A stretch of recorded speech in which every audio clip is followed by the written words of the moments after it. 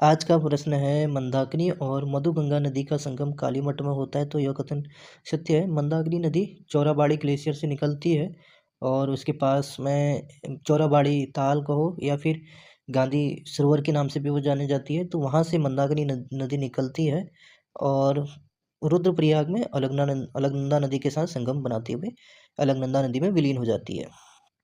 तो पहला कथन सत्य है। मंदाकिनी और सोन नदी का संगम सोनप्रयाग में होता है, यह कथन भी सत्य है।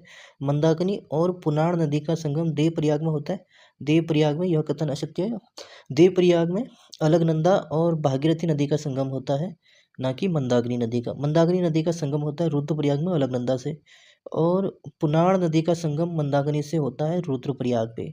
रुद्रप्रयाग में मंदाकिनी और पुनार नदी और साथ साथ में अलकनंदा नदी का भी संगम होता है।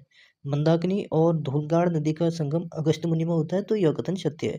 मंदाकिनी और मधु गंगा नदी का संगम कालीमठ पे, मंदाकिनी और सोन नदी का संगम सोनप्रयाग में, मंदाकिनी और पुनार नदी का संगम देवप्रयाग में नहीं बल्कि रुद्रप्रयाग में होता है।